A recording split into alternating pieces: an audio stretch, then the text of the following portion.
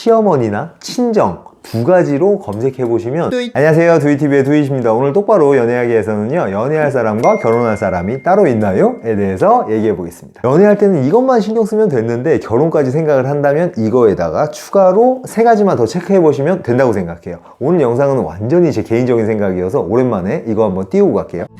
본인과 다른 의견 및 취향에 알러지 반응이 있는 분들은 지금 바로 뒤로 가기를 눌러주세요. 연애나 결혼이나 제가 중요하게 생각하는 이 기본은 똑같아요. 설렘이 빠진 자리를 채워줄 무언가가 있어야 이 관계가 활기 넘치게 오래 갈 수 있다고 생각을 하거든요. 여러 가지가 있을 수 있죠. 먹는 취향이 같다던가, 여행을 좋아해서 함께 계획 짜는 거, 다녀와서 기록을 남기는 걸 같이 즐길 수 있다던가, 전문 분야가 달라서 서로의 선생님이 되어줄 수 있다던가. 저는 유머 코드가 서로 맞는가를 가장 중요하게 생각하거든요. 극단적으로 표현하면 아무것도 없는 방에 둘이만 있어도 낄낄거리면서 이야기를 할 수 있는가.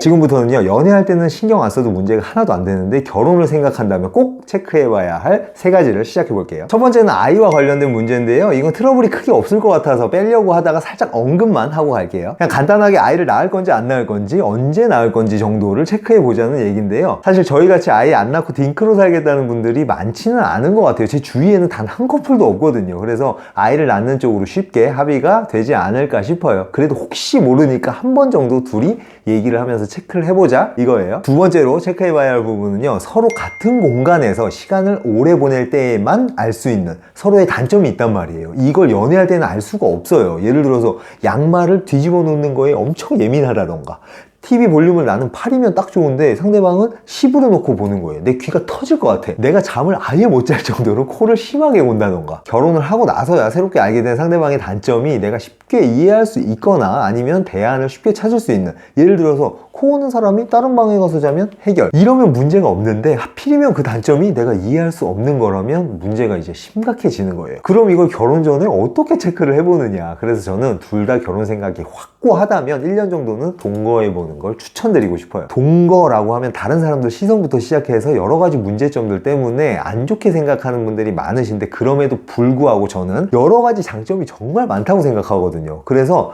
단점을 최소화할 수 있는 방법을 생각해야지, 단점이 있으니까 이 장점도 버리자, 이건 좀 비효율적이라고 생각해요.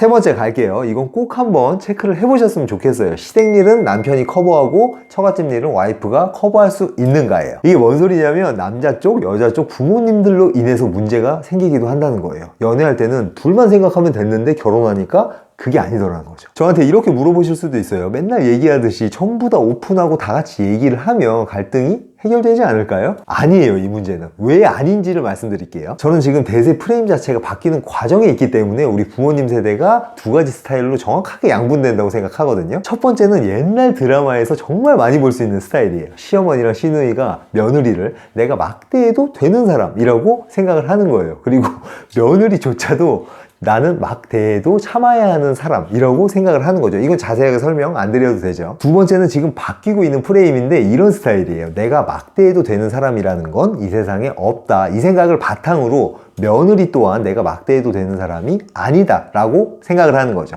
양쪽 부모님들 모두 이 두 번째 스타일이라면 드라마나 사랑과 전쟁에 나오는 그런 사건은 없을 거라고 생각을 해요. 그런데 한쪽이라도 이 첫 번째 스타일일 때 문제가 시작이 되는데요, 그 와중에 남자나 여자가 첫 번째 스타일이어서 맞아, 나는 막대해도 참아야 되는 사람인 거야 라고 생각을 하면 밖으로 터지는 문제는 없을 거예요. 근데 그 당사자만 아주 죽어나겠죠. 근데 제가 보기에 이 두 번째 스타일이 맞는 거다 라고 생각하는 밑에 세대가 쫙 늘어나는데 위에 세대는 아직 받아들인 분들이 많지가 않은 거예요. 그래서 여기는 괜찮은데 여긴 진짜 피 터지게 싸우는 거죠.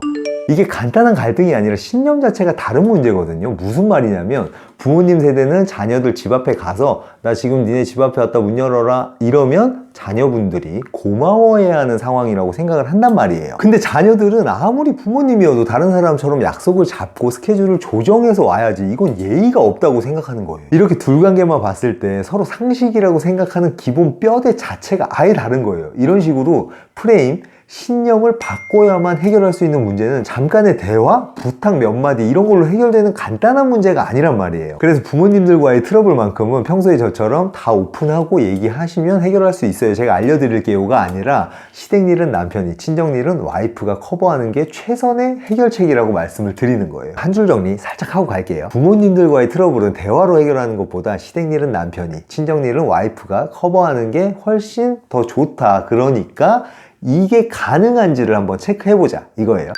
자, 그럼 이걸 어떻게 체크해 볼 것이냐. 연애할 때는 이런 일이 일어나지 않으니까 체크를 해볼 수가 없어요. 심지어 나조차도 내가 커버를 할 수 있을까 없을까 모른단 말이에요. 근데 진짜 간단한 방법이 하나 있어요. 실제 사례를 가지고 우리였다면 어떻게 해봤을까를 생각을 해보는 거예요. 사례를 그럼 어떻게 찾느냐.